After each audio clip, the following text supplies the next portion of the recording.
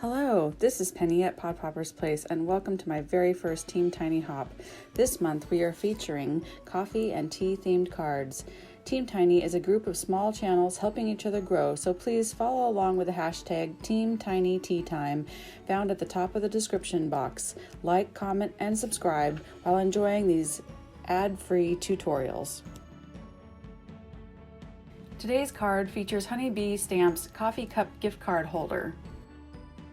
Along with the die set, I will be using the Geared Up Garage stamp set from Stampin' Up!, the brick wall embossing folder from Park Lane, ink and cardstock in Stampin' Up! Colors, soft suede and cherry cobbler, and a little crushed curry ink.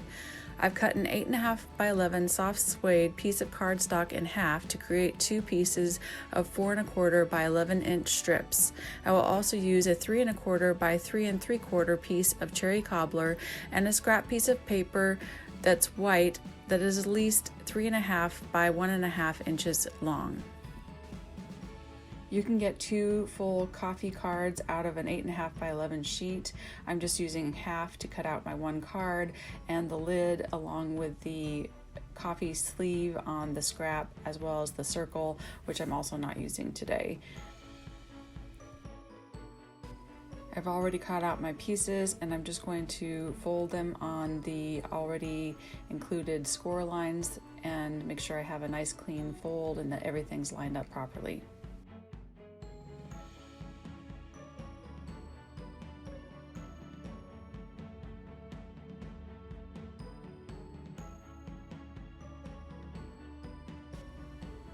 Out of the cherry cobbler, I'm only going to cut the front half of the card, and then I just need to use scissors to trim off the excess on the bottom.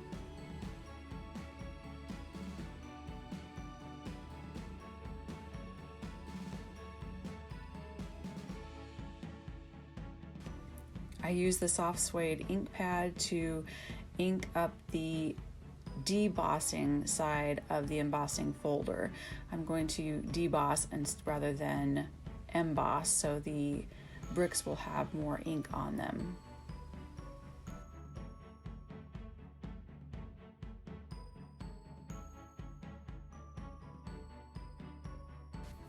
I'm using some liquid adhesive to put the front of the card on, and it's nice with the liquid adhesive so that you have some room to kind of wiggle it around and make sure it's lined up properly. Now I'm going to insert the Happy Father's Day inside of the card.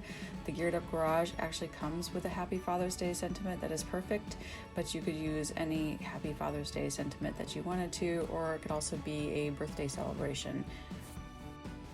Now I'm going to use the oil grease spot for the front of the coffee sleeve, where I'm going to put the car on top of that to kind of show that the car was leaking oil, I guess. I just use a scrap piece of paper, white cardstock that I just had laying around, and I'm going to use the Memento ink so that my coloring won't bleed. I will not be using Spectrum Noir for most of the coloring, just because I could not get the ink color to match up well for my card, and it became a little pink, so I'm going to actually use some Stampin' Up! Cherry Cobbler ink and some blender pens to color in the car. Just one little dot of ink is plenty to color more than this car. The blender pens pick up a lot of ink from that little tiny dot, and so you want to make sure and color the areas that you want to be darkest first, and then kind of spread that out. As you can see, it just soaks up tons of ink and really goes a long way. My coloring skills are not great, and the tiny areas on this car are really hard to get to.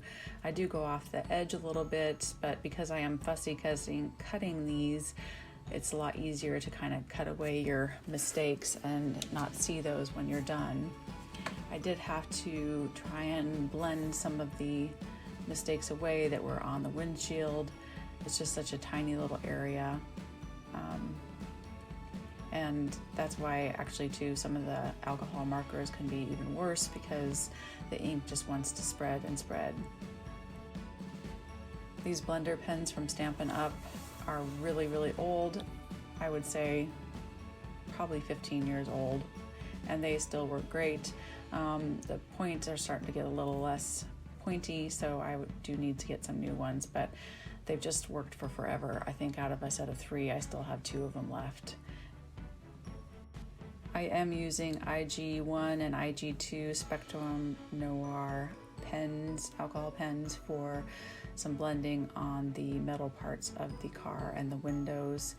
And then I use some of the crushed curry for the lights. And as you can see, as I was wiping my blender pen off, it really soaked up tons of ink. I use my Stampin' Up! Black marker to go around the edges to hide some of that white edging showing from cutting. And I just recommend not using your alcohol pens to do this because I did that once and it just bleeds too heavily into the paper and just made a horrible mess.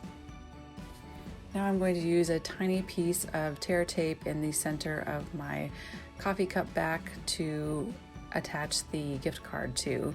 And I leave the sticky cover on so that it doesn't close and get stuck together or anything. You don't take off little sticky tape until you're ready to actually put the gift card in.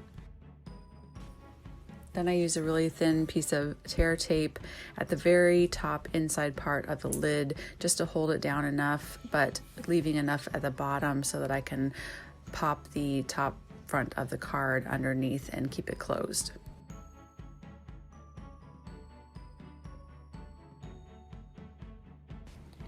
I attached the card to the front of the coffee sleeve, being careful not to put glue on the far ends where it might go over the edge or touch the back side of the sleeve.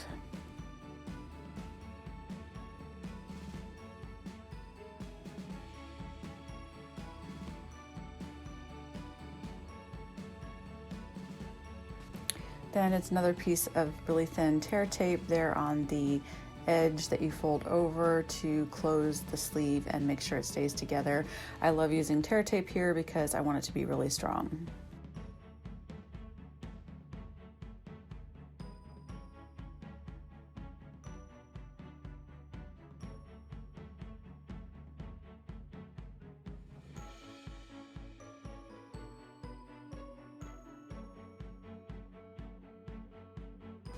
Now I'm going to use the All Geared Up to Celebrate sentiment on the coffee lid. I did not use the additional lid that you can attach to this part here because I'm just keeping it the same color. I didn't want to change the color out.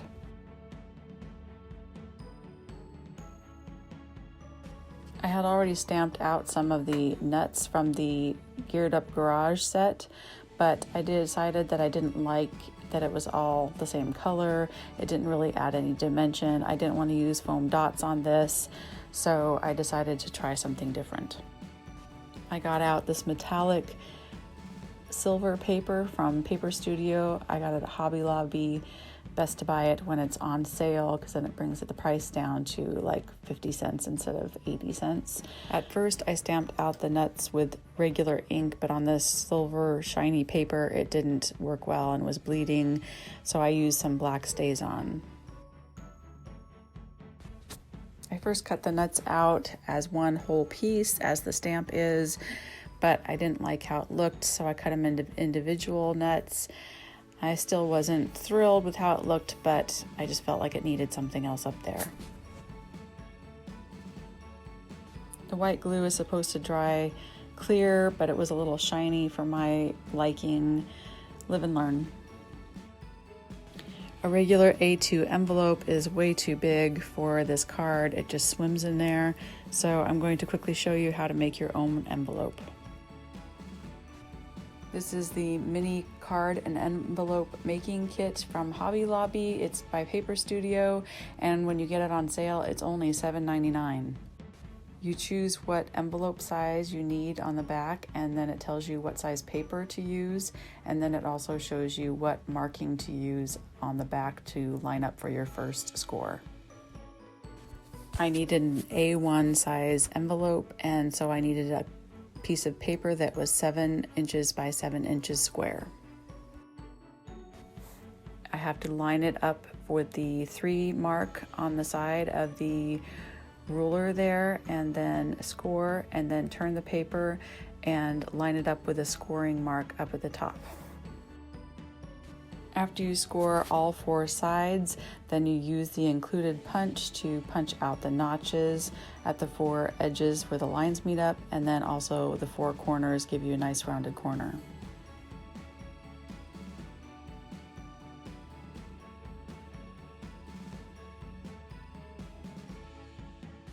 And then you just fold and glue, and you have the perfect size envelope. And then I used tear tape at the top of the envelope for closing later. That way I can remove the tear tape adhesive cover when I'm ready to actually close up the envelope and send it away.